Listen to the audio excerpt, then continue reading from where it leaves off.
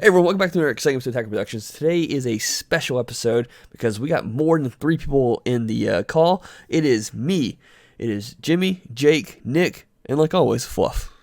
Yes. Oh, what's going on, y'all? Hey, I'm back. Pretty much guaranteed this is going to be a show. Today's matchup is me versus Nick. Super 17, I brought back a mono yellow version of it. Super hyped to play it. We went over to the bar like down the street, and Nick was like, I'm playing Cell Surge, and I'm like, I'm playing AOD. But I decided to stick with my gut and play the deck I wanted to play today. So this is definitely an interesting matchup of what I would consider trying to outspeed hand control. Try to go a wide enough board to apply enough pressure, and we'll see how that goes. And that's always like the classic knife's edge you have to walk in this matchup, you know? It is, because there's points, and going first is never a great thing. But with Super 17, if you go first, you can play one of the cards that helps you start your chain, but it does put you down to lower cards already against a hand control based deck.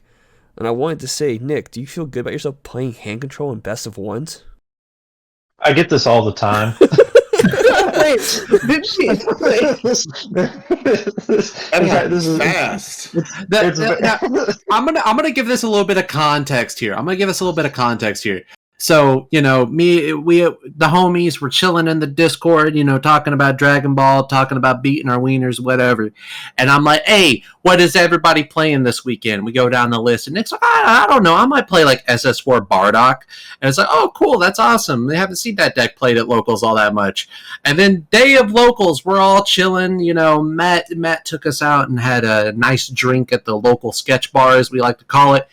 And Nick's just like, no, I'm playing Self Surge, and it's like it just ruined the mood. Like the jukebox cut out, everybody turned and was like looking at him and just gave him a dirty look, and then I here said we are good now. job. I told him good job. The one-legged Moral of the whore. story.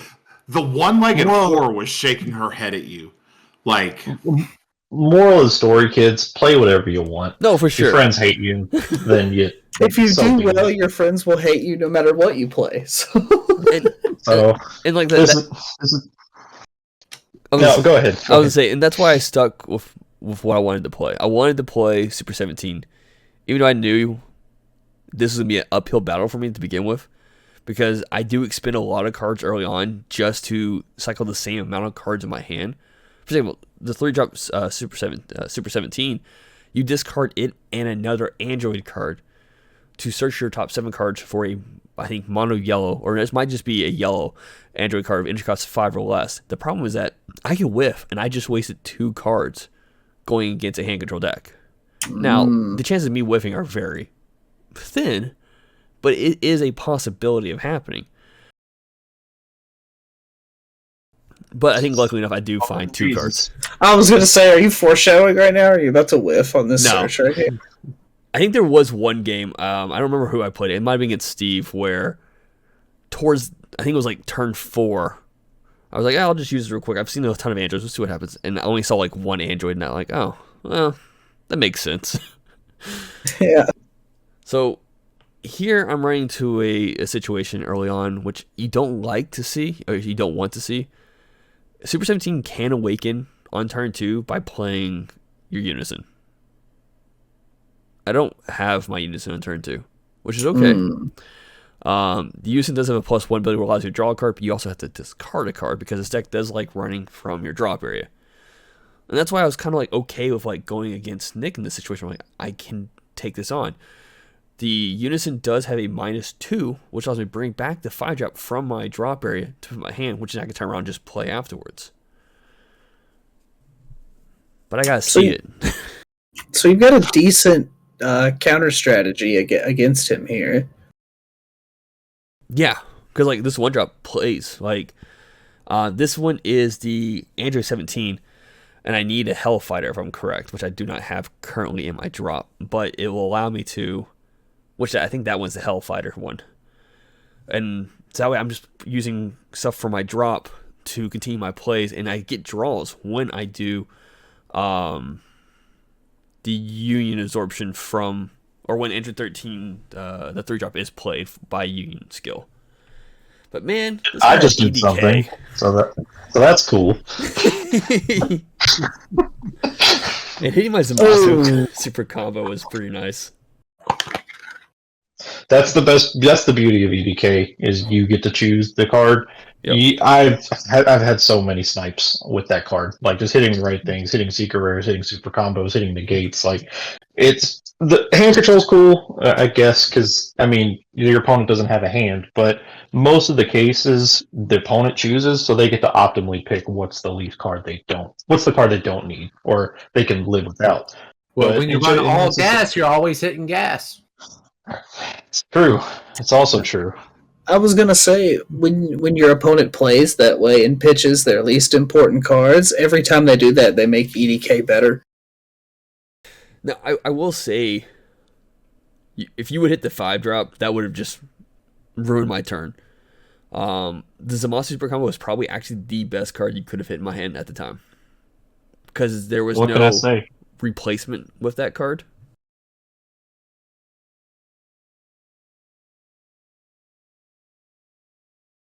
So I'm fairly convinced that Nick just has some like X-ray goggles. He ordered it out of the back of a comic book, and he just straight up cheats.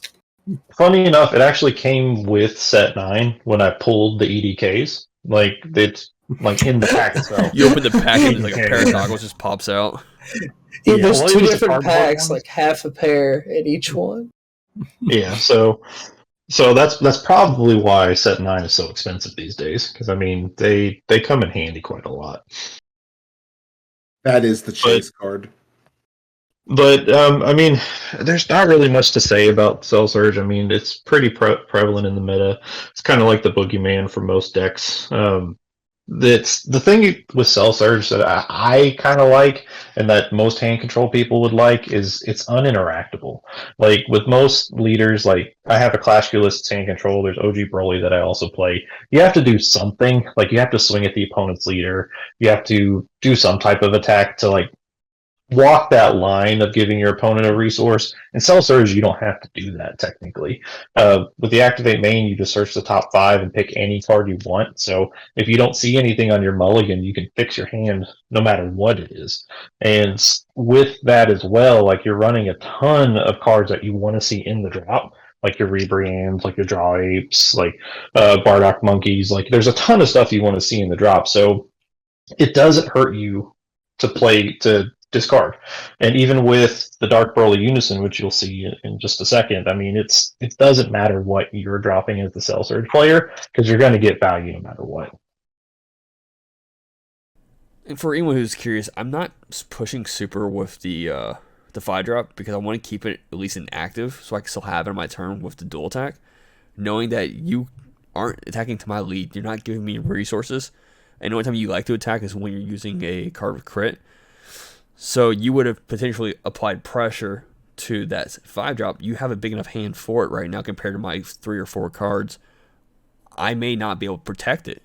Where you could just drop like a card and be like, all right, cool, out combo that. And I'm like, I can't. Yeah. Yeah, it's you when you do the hand control early enough in the game, like you start to feel the more the game progresses, the more safe you feel. Because in the very beginning of the game, I don't mind taking a hit or two. I mean, most people like to save their turn 2 for Bupo, so they can stop turns. But I mean, I don't mind it because if they don't have a hand early on, then it's hard for most decks to recover. Like for me, my ideal turn 1 is an EDK. So if I'm going first or second, no matter what, I'll EDK and out combo whatever swing the opponent does. And then turn 2, I always like to go into a Rebrian because by turn 2 they've already dropped 3 from their hand, and unless the opponent has some type of hyper draw engine, their hand's already going to be half by the time they get to their turn 3. And then usually by then I like to do the Dark Broly Unison and then start the nonsense and then just start to kick it up to 12, and then they don't have a hand by then. And I only was okay with applying the secondary attack on the 1 because I had a backup on the board now. Yeah. And Got a little bit of board presence. as soon as he charged that unison, I'm like, oh, I know what's being played this turn.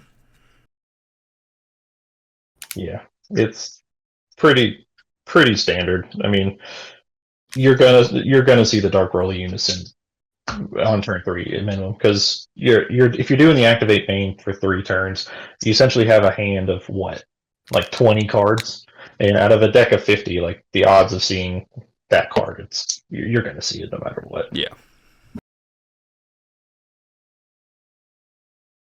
And then here starts the nonsense where I'm pitching cards, getting myself value while Bancroft is pitching one of his cards. And then in this case, I think I use Demigra? I can't remember. Oh yeah, you're KOing something from the Broly effect. Yeah.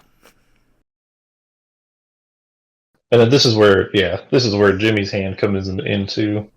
I had to verify when the 5-drop is KO'd.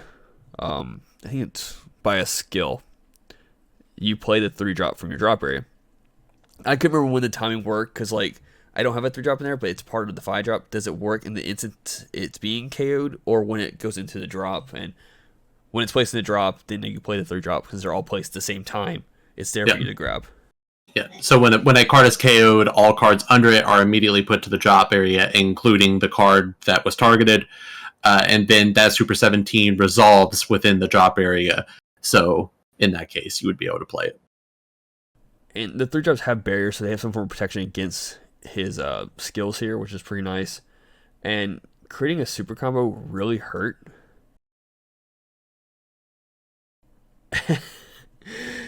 There is no current audio for it, but as soon as you rip that card, I'm like, you mean discard these other 2 cards in my hand? And you're like, you want me to? I'm like, isn't that what you're gonna do? You got River Bien. Well, I mean, I like to use them. I like to strategically use them. But if you saw a little bit earlier, I did do the Devore play, which caused me to pick up the Dark Dragon Ball from my drop area, which is another one of those things where the value for discarding cards is huge. So if you have Devore, I mean, you're going to get the card back regardless, and you're able to go into the Xeno Frieza package, which in some games, like, I don't even like to swing with it sometimes. I mean, it's a 15k double strike, so it can do a little bit of work, but just being able to you can get rid of it on its own. Your opponent pitches a card, and then you grab a extra card from the drop. So you can grab EDKs, you can grab any negates if you run them, or extra card negates. You can grab them all back. So there's a lot of value you can get off this card for technically free. Which I because with this package I spent 0 energy and I got a crit swing off. They discarded a card and I got my EDK back. So I +3 for nothing. Not bad. You got to choose a card, and I've been hanging on to the 8-drop since turn 1.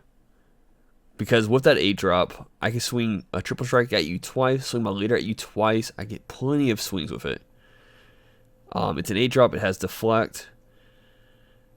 And because you sniped it, I was like, I don't even want to charge a card now.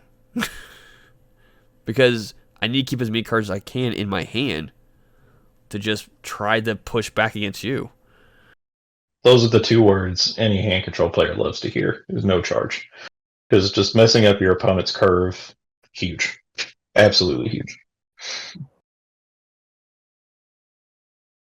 And here I played my Bupo to stop the swings, which in Jimmy's terms is a mini baby hatch, which it absolutely can be. And I was running it at a 2. I wasn't running it at all on my initial list, but after playing any sorts of aggression and testing it, like, you have to run it. Like, it's absolutely necessary. Bupo fixes literally any issue that Cell Surge had with aggro. Now, of course, a lot of aggro decks do have some built-in options to bounce the card from coming into play, which can be an issue, but a majority of the time you've already ripped those cards out of their hands, so it's not that big of a deal.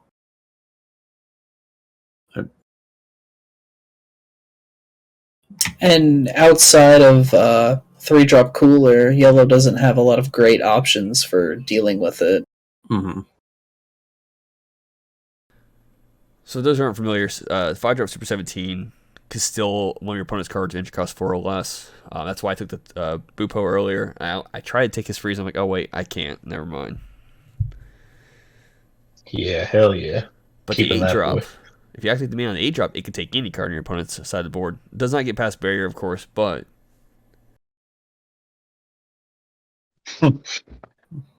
that's a pretty good card. Good thing I got rid of it. oh yeah, you sniped it and it hurt. Yeah. You all hear Nick? He's such a He's heel just right chortling with glee. Well, I think part of this conversation is Nick remembering playing against AOD last time and just completely going, this deck's garbage. And now he gets to commentate on a deck where he feels good about it. But look, the game's not over. I'm at 5 life. You're at 4 life. I still got 4 or 5 cards in my hand. Yeah, it's just another second moral of the story is bully your friends. Just why not, right? I think Nick envisions himself as The Rock when he hit Mick Foley over the head 16 times with a steel chair. I think that's what Nick envisions himself every time he rolls up with Soul Surge. So, since I've been given choices on cards to keep, I was trying to keep that particular 5-drop alive as long as possible, but Nick using his leader's ability to just KO it, I was like, oh, well, there goes that build. And I think here I'm double checking how many 5-drops are actually in my drop, because without the units on the board, I cannot recover the chain. Yeah, and with Cell Surge, because the Dark Roller unison is so huge, and you have a couple other pretty big bombs you can drop about this time, it's really easy to get the opponent down from like 6-5 life to nothing when they have 0 cards in hand. So at this point, I dropped the Rosie because I think he had 2 in hand. The card for my life from the freeze attack was my unison finally too. See, which I mean, you got it, so. Yeah, I got it eventually. So the Rosie's the triple attacker. So I mean, it alone, if the opponent has no cards in hand, can finish games. But you just get so much stuff to do essentially. And then here's the Overwhelm with Toa. Give my leader a little boost, and then make him pitch the card he just got picked back up. So once you get your opponent down to no cards in hand, it kind of becomes that. It's a big thing with sequencing because you want to make sure your opponent stays there while you're finishing him off, because there's always that off chance where they draw like the secret where they need to stop your turn, or the one negate they need to stop you from pushing. So it's very important that you want to just get the right sequence of how am I going to keep him at 0 cards in hand while winning at the same time. Yep.